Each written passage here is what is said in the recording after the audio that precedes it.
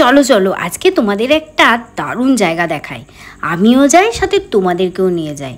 তো অনেক দিন ধরেই আমরা বন্ধুরা মিলে ভাবছিলাম যে আমরা সবাই মিলে একটা মিট আপ করবো, মানে একটু সবার সাথে দেখা হবে, গল্পগুজব হবে, এই আর কি।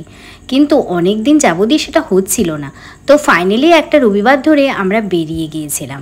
তো আমরা কোথায় গিয়েছিলাম সেটা তো আমার বড় ভ্লগে তোমরা দেখতেই পাবে। তো কিছু কারণে আমার এখনও ব্লগটা এডিট করা হয়নি, তো অবশ্যই তোমরা সেটা জলদি পেতে চলেছ। জায়গাটা ভীষণই সুন্দর আর ছোট্ট ছোট্ট ফলের গাছ আছে। এটা হচ্ছে একটা রিসর্ট।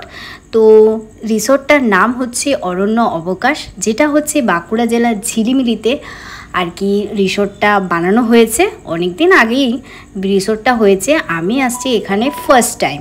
তো এখানে আরও অনেক রিসর্ট আছে, আর এখানে গিয়ে আমরা অথেন্টিক বাঙালি খাবার ট্রাই করেছিলাম, যেখানে ছিল ভাত, শুক্তো, আলু ভাজা, আরও অনেক কিছু। শুক্তোটা কেন বললাম জানো? কারণ শুক্তোটা আমার সব থেকে বেস্ট লেগেছে। আলু পোস্ত ছিল, ডাল ছিল, শুক্তো ছিল, আলু ভাজা ছিল, সাথে চাটনি ছিল, চিকেন ছিল, পুরো ফাটাফাটি খাবার ছিল, সাথে অল্প লাস্টে একটু টক দই। তো জায়গাটা সম্পর্কে একটা কথাই বলবো, যে তোমরা যারা মানে শহর বাজার দিকে থাকো, তো তারা কিন্তু একটু চাইলেই দুদিনের জন্য এই সুন্দর প্রকৃতির মাঝে টাইম স্পেন্ড করে আসতেই পারো। আর এটা হচ্ছে রিমিল রিসর্ট, যেটাও কিন্তু দারুণ। আমার বাড়ি থেকে এই জায়গাটা যেতে মোটামুটি 1.5 ঘন্টার মতো টাইম লাগে। তো আজকে ফাইনালি সে জায়গাটা এসেই পড়েছি। ভাবো, আমার বাড়ি থেকে 1.5 ঘন্টা দূরে এত সুন্দর একটা জায়গা আছে, তাও কিন্তু আমি এত দিনেও যাইনি সেখানে। আর এখান থেকে একটু আগেই কিন্তু আমার কলেজ, যেখানে আমি 3টে বছর পড়াশুনো করেছি, তাও যাইনি। ভাবো আমার ল্যাদখোরগিরিটা।